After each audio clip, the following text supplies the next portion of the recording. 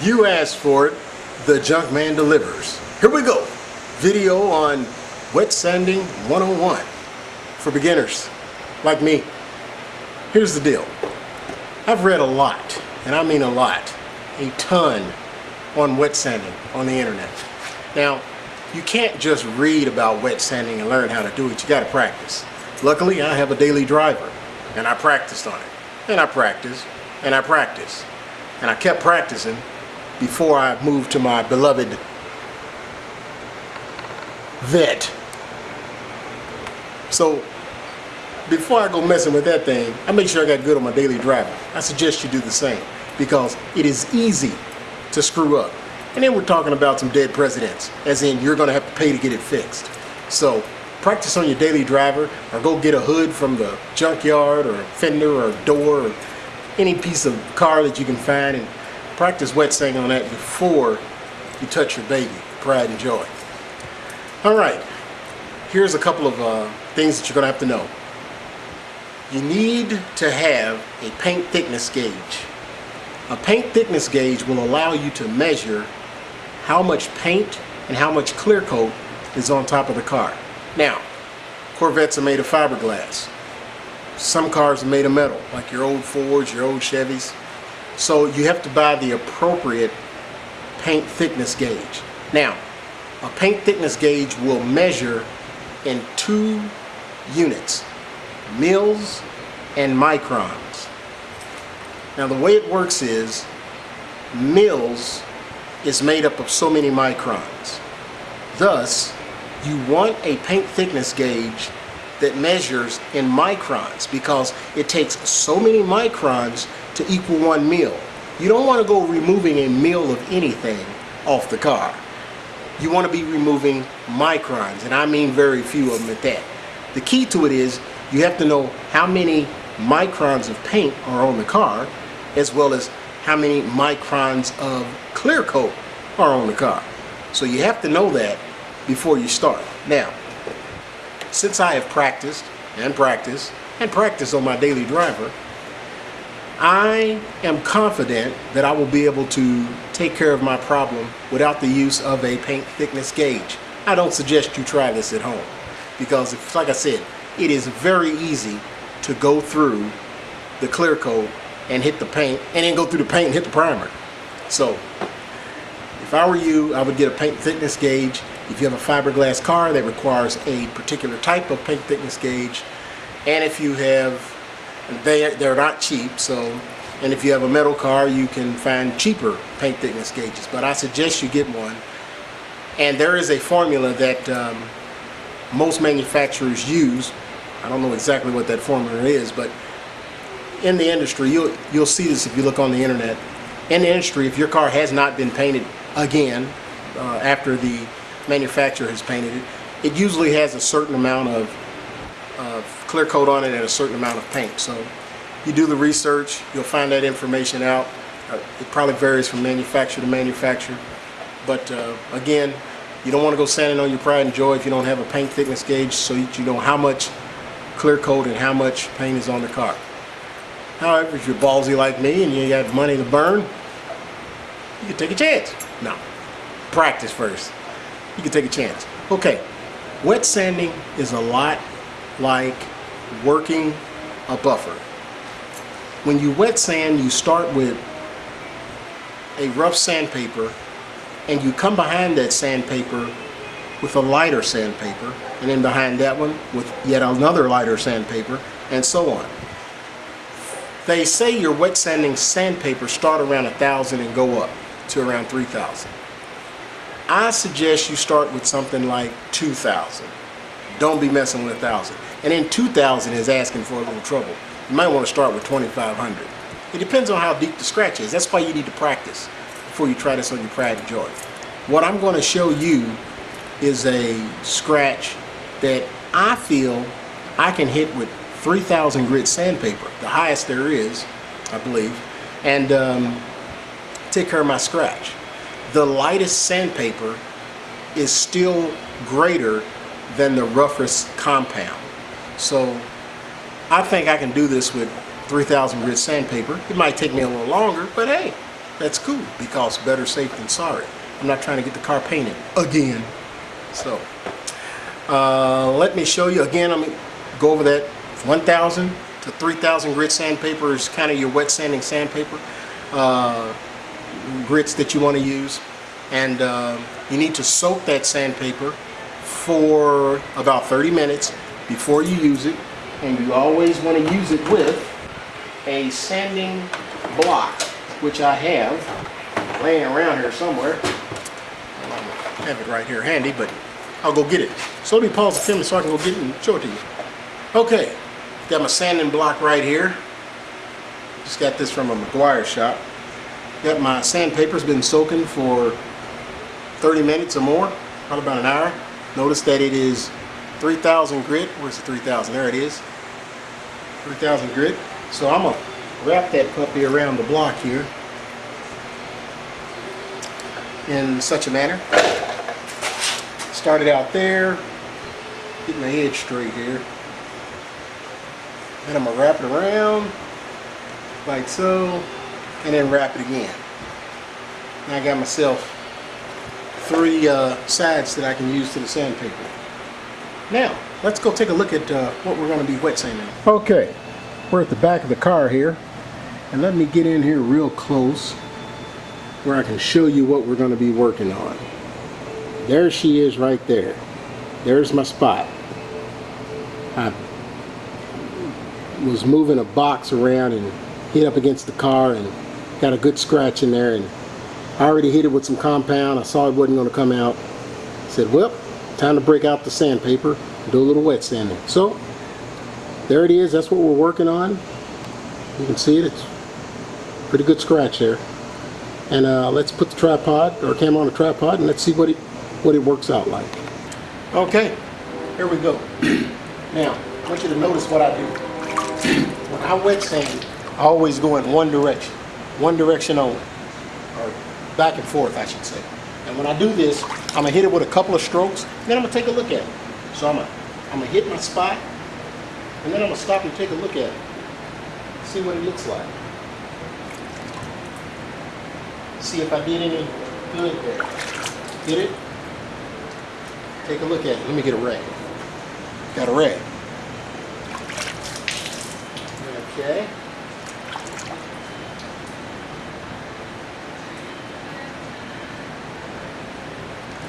Hit it again. Again. This is 3,000 grit sandpaper I'm using.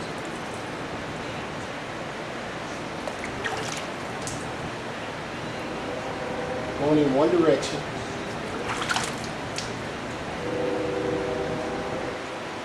And this is also how you get orange peel out of your car, if you're brave enough to try that. I'm still going here, checking my work as I go.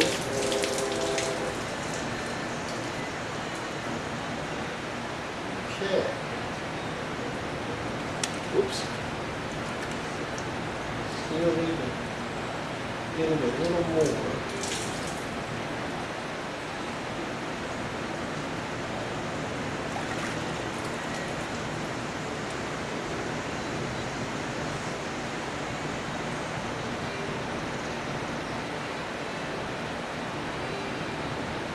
Okay. Almost got it out of there. It's a gorgeous day outside.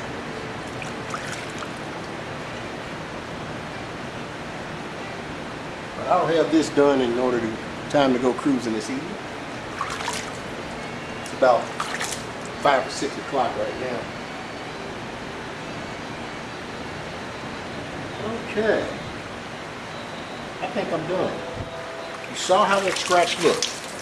I couldn't get it with my fingernail, so it wasn't deep. So there was no need for me to go with any more of an aggressive sandpaper. 3,000 grit was all I needed. I think they even make a 4,000. I'm not sure, but a lot of guys in the business say that 3,000 is worthless. You may as well be sanding with paper. I disagree, because I can fix a lot of stuff with 3,000. It might take longer, But hey, better safe than sorry. That's my motto. So now that I've got the scratch almost out of here, I see I still have a little more. Do a little more work. A little more work.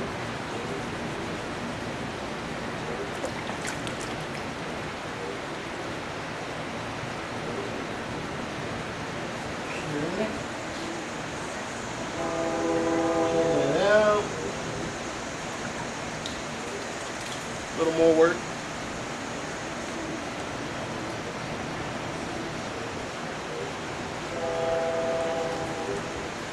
Okay. All right. You might notice I've got another rag up here that I've got my hand on so that I'm not grinding dirt into the car. It's another little practice I like to do. Okay, I think we've about got her out of there. I'm looking. Just about got her out of there. Alright. Wipe her so you can see what it looks like.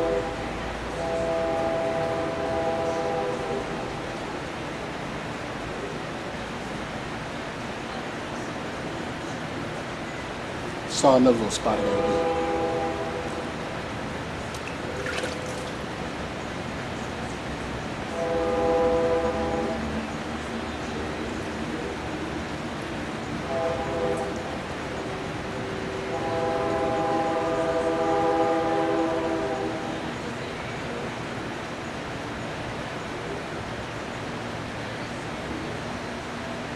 Okay. That looks pretty good. I think we've got the spot taken care of now. As you see, it didn't take long. There wasn't much to it there.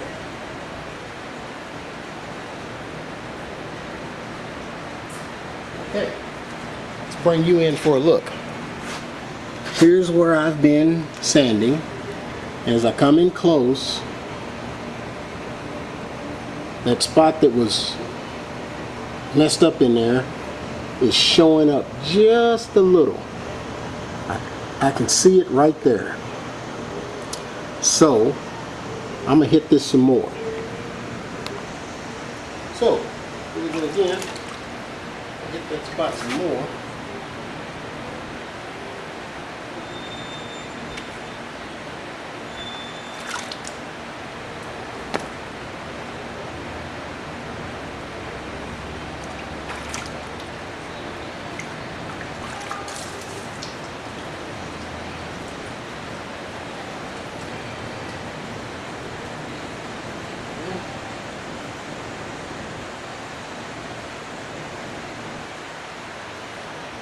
One more time.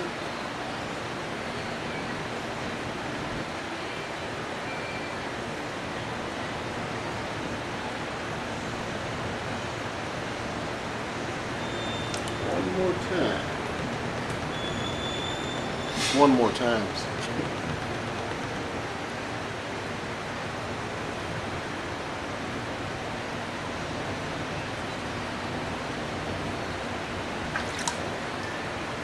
One more time.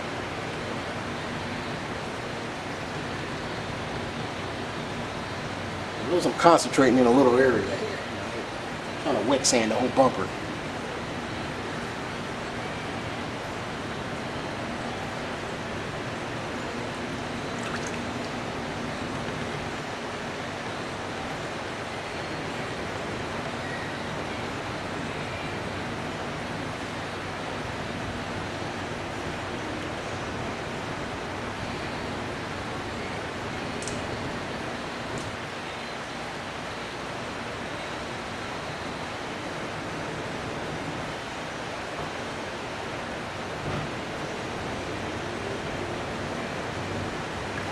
Slowly but surely, she's working her way out.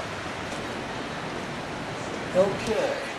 Now what I'm trying to do, I want to get this spot just light enough where I can let the compound take over from there.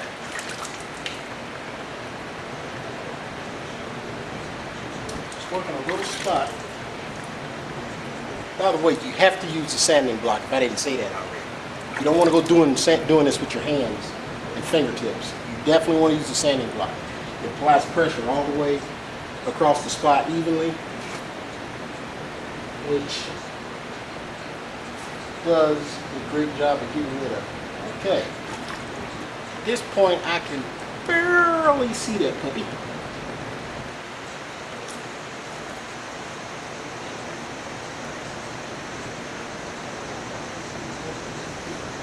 Yeah. I mean, this, at this point where it is now, it would definitely pass for 99.9% of the folks out there. If I was like doing this for a repair, yep. Okay.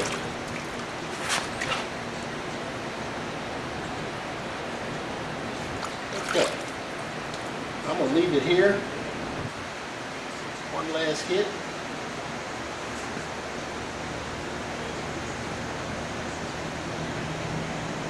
That's where I'm gonna leave it at. Now, let's let you take a look at it. Okay. Again, here's what we're looking at. Cut on a little light so you can see better there. This is what I've done so far. As you can see, getting there real close, the area that was really scratched up is right there, but you can barely make it out. That's what we want. That's what we want. That's where I'm gonna take it from. So let's get geared up and let's get rid of that hideous scratch. Okay, we're ready to go at it. I've got my PC 7424 by Porter Cable.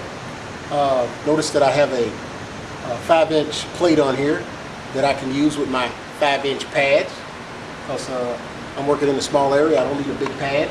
And the products that I'm going to use to get rid of the scratch, I'm going to start with some medium cut cleaner by Meguiar's. Make sure I shake that stuff up real good. And then I'm going to come behind that with some fine cut cleaner by Meguiar's. The same way I would do wet sanding. You start with a rough grade sandpaper, you work your way down from say a 1500 to a 2000 into a 2500 into a 3000. That's kind of what I'm doing with the Meguiar's cleaners. I'm going to come behind that fine cut cleaner with a product by a company called Zano. See if we can see that real good. Yeah, Zano. This is called PC Fusion.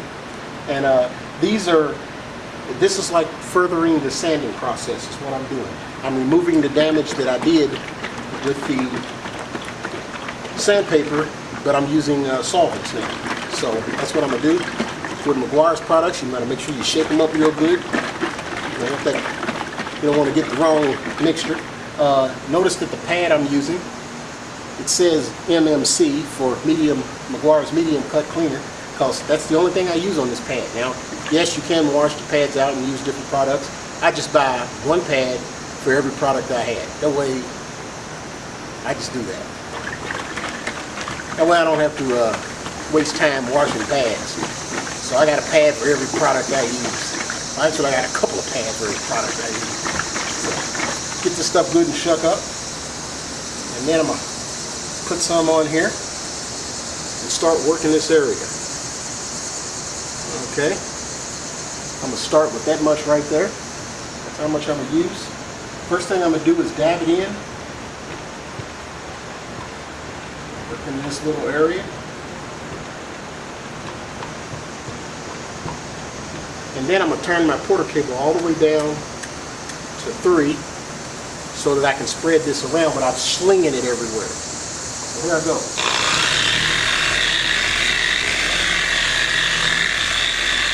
Okay, now that I've spread it around, that way I won't be slinging it everywhere when I crank this puppy up to 5. Then I'm going to start working the spot. Oh, let you check out this too. I'm wearing my special Auto Geek apron, which it actually, see how it routes the cord around the back? Ain't that pretty slick, huh? Got that at Auto Geek, and keeps the cord out of my way. So, here I go.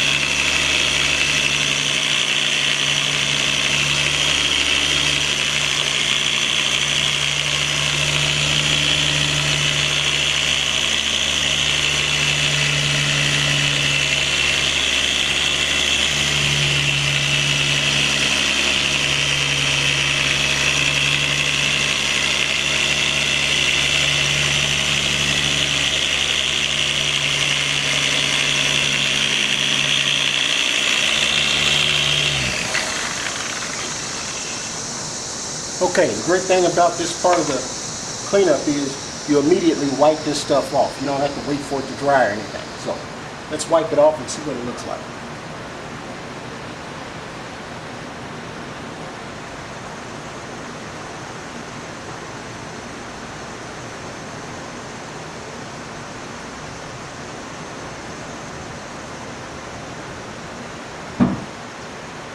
Okay, let's bring you in and let you see what it looks like. Okay, get in here close, and now we're looking for the spot. And I can tell you, although it doesn't translate very well with this video, I guess in a way it does translate very well, because I really can't say I know where the spot is now. It's kind of gone. It's kind of gone.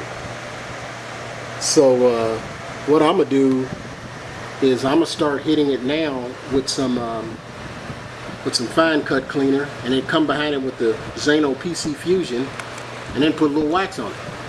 So hold on a second. Okay, again, I just got through hitting that spot with some medium cut cleaner. I've now still got my 5-inch plate on, my PC 7424. Big on numbers. I'm using an orange pad again, and I've got it marked. Again, Meguiar's fine cut cleaner, because that's what I'm using next, the Meguiar's fine cut cleaner. The thing about marking these pads is, since the PC 7424 is not all that powerful, well, I shouldn't say that. I should say it's not as powerful as a rotary buffer. You can apply enough pressure to make the thing stop spinning. By marking these pads, I can see that mark coming around as I'm buffing. That lets me know that I don't have too much pressure going, as long as that thing is spinning at a nice little speed. So now, I'm gonna hit that spot with a little fine cut cleaner. That's about all I'm gonna use right there. I'm gonna dab it in, make sure I got this cut down to about a 3.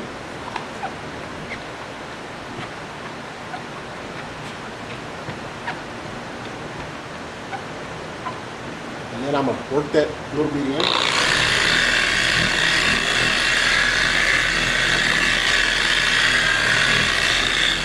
Again, the reason I'm doing it this way is I'm coming behind the damage I did with the medium cut cleaner, and I'm lessening it with the fine cut cleaner. Then I'm going to come behind that with something a little less, just like when you're wet sanding.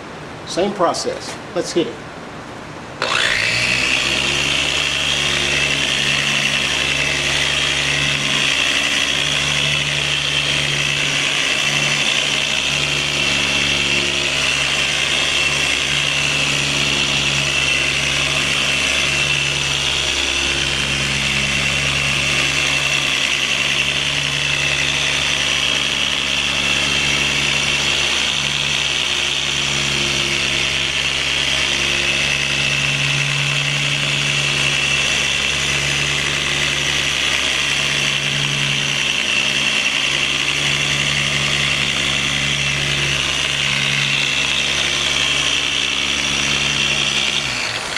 Now, one question that a lot of people ask is, how do you know you're not working the product too long? Well, once it loses its kind of film pasty look, that's when you want to stop. You see, I didn't go that long. I didn't take that much to work it in. So now, I'm going to wipe that off. Because again, this stuff is, you just put it on and wipe it right off. Nothing to it. And now, let's bring you in and let you take a look. Right now, you are looking at, I just hit the car with some fine cut cleaner, and you're looking at the reflection. Okay, now as we get in close, you're going to be able to see just how good of a job this did. Put your little light on here so you can really see how nice the pearl looks. See that? Now, of course, we can no longer see the area that was messed up. It is totally gone. And as we move back, cut the light off, as we move back, you can see that the reflectivity is pretty darn good for the car not having a drop of wax on it in that spot. So there she goes. Let me pause you and put you back on the tripod. Okay, boys and girls, that's pretty much it. Basically, just to recap what I did, I took some 3000 grit sandpaper and worked the area, pretty much going in one direction.